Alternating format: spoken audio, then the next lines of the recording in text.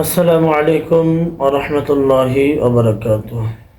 আলহামদুলিল্লাহ, দেশ ও দেশের বাইরে থেকে যারা এই মুহূর্তে আমার এই ভিডিওটি দেখছেন, আপনাদের সকলকে আন্তরিক মোবারকবাদ ও অভিনন্দন। প্রিয় দেশবাসী ও প্রবাসী ভাইয়েরা, প্রিয় মুসলিম তাওহীদি জনতা, আপনারা জানেন সম্প্রতি ইদানিং সময়ে এই কিছুদিন হলো একটি বিষয় নিয়ে বাংলাদেশের অন্যতম জেলা মানিকগঞ্জের আওতাধীন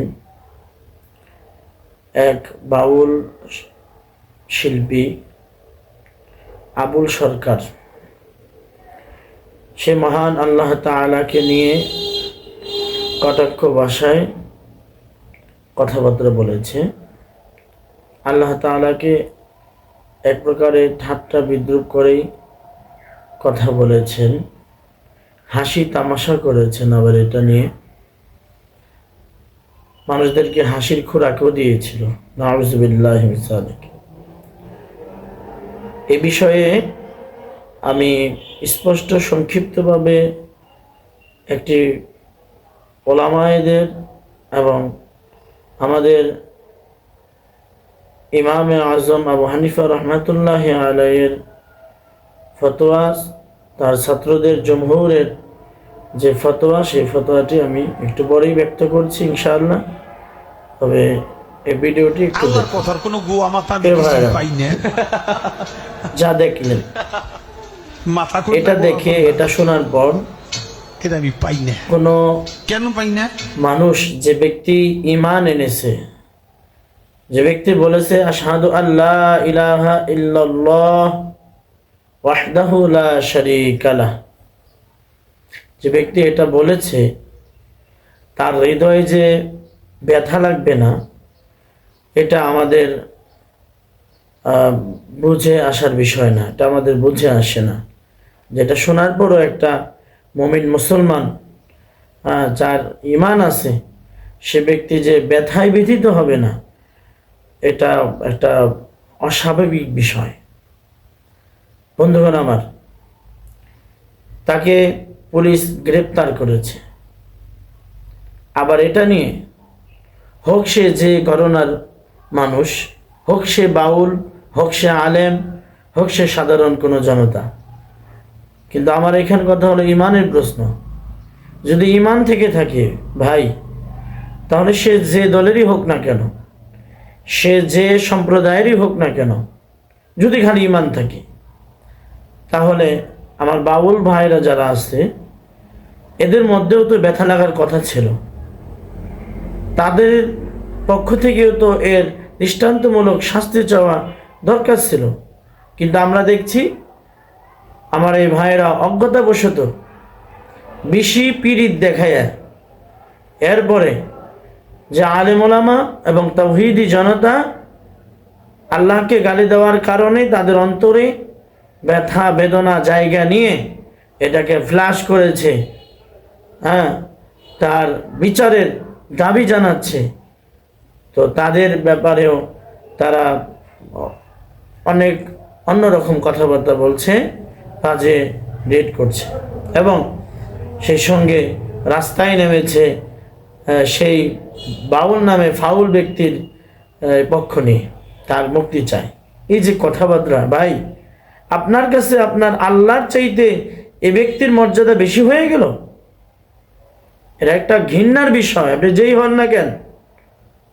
এজন্য বন্ধুগণ আমার, এটা একটা গর্হিত কাজ।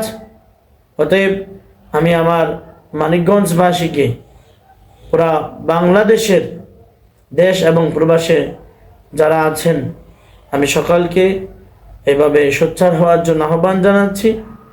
আপনারা এর দৃষ্টান্তমূলক শাস্তি চান। জমহুরের ফতোয়া হচ্ছে, যে ব্যক্তি সজ্ঞানে আল্লাহ তাআলাকে গালি দিবে, ঠাট্টা বিদ্রূপ করবে, তো জমহুরের একটা ফতোয়া হচ্ছে যে মানসাব্বাল্লাহ ফাকাদ কাফার, যে ব্যক্তি গালি দিবে আল্লাহকে, যে ব্যক্তি কটাক্ষ করবে আল্লাহকে নিয়ে, তার ফতোয়া হচ্ছে তার ব্যাপারে যে সে কাফের, সে মুসলিম না, সে কাফের। অতএব কাফিরকে যে কাফির বলবে না, সেও কিন্তু কাফের। কাফিরকে কাফির জানতে হবে। সে ব্যক্তি কুফরি করেছে, মহান আল্লাহকে গালি দিয়েছে। আর আরেকটা ফতোয়া আছে, জমহুরদের মধ্যে অনেক উলামা ইকরাম এভাবে একমত পোষণ করেছে, রাষ্ট্রীয়ভাবে কোনো জনগণ তাকে গণপিটুনি দিয়ে মেরে ফেলবে এই বিধান নেই, তবে রাষ্ট্রীয়ভাবে রাষ্ট্রের আইনের ভিত্তিতে তার দৃষ্টান্তমূলক বড় শাস্তি হচ্ছে মৃত্যুদণ্ড, যে আল্লাহকে গালি দিয়েছে। এটা স্পষ্ট ফতোয়া। ফতোয়া চাইলে আমি লিখিত আকারে দিতে পারবো ইনশাআল্লাহ। অতএব প্রিয় বন্ধুগণ, আমার ভিতরে ব্যথা জায়গা নিন যে আপনার রবকে নিয়ে, আপনার আল্লাহকে নিয়ে গালি দিয়েছে। শুধু এ নয়, এই সমস্ত বাউল নামে ফাউল ব্যক্তিত্ব অনেক আছে যারা ইসলাম নিয়ে ঠাট্টা মস্কারি করে পালাগান গাইতে যায়।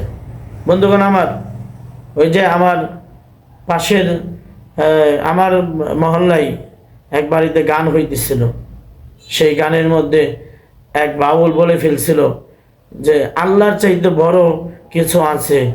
কই আছে? এটা আপনার পীরের কাছ থেকে চাইনা নেবেন। নাউজুবিল্লাহ। আমি সঙ্গে সঙ্গে আমার রক্তকে আর ঠান্ডা করে রাখতে পারি নাই। আমি আমার মুসলিয়ানে কেরাম যারা আছে এবং যুবক ভাইরা বিশেষ করে আমার পাশে দাঁড়িয়েছিল, এদের সঙ্গে নিয়ে সেই বাড়িতে সরাসরি গানের স্টেজে দাঁড়ায় এদেরকে আমি কান ধরে মাপ চাওয়াইছিলাম। এটা অনেকেই আমার ব্যাপারে এটা সাক্ষী। এর জন্য মুসলমান ভাইরা আমার, সকলের ভিতরে জায়গা নেন ব্যথার, ব্যথিত হন। আর যারা এখনো পর্যন্ত এর পক্ষ নিয়ে কথা বলছেন, তো তারাও তওবা করুন, ইস্তিগফার করুন।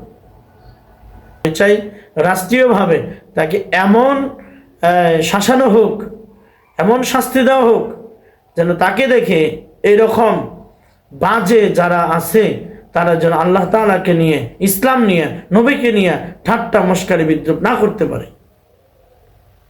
এজন্য আমি এখানেই এই কথাগুলো বলে শেষ করছি।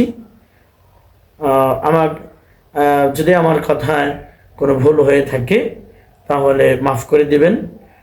আর আমি আসলে ব্যক্তিগত কোনো আক্রোশ নিয়ে, দলগতভাবে কোনো বিষয় নিয়ে কথা বলিনি। যা বলেছি মহান আল্লাহ তাআলাকে রাজি এবং খুশি করার জন্যই বলেছি।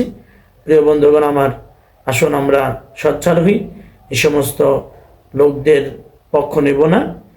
আর যারা ইসলাম নিয়ে, আল্লাহ তাআলাকে নিয়ে, আল্লাহ নবীকে নিয়ে যারা কটাক্ষ করে কথা বলবে, গালি দিবে, তাদের সকলেরই দৃষ্টান্তমূলক শাস্তি হোক, এই আশা ব্যক্ত করে আমি আপনাদের সকলের কাছ থেকে বিদায় নিচ্ছি। দেখা হবে পরবর্তী কোনো ভিডিওতে।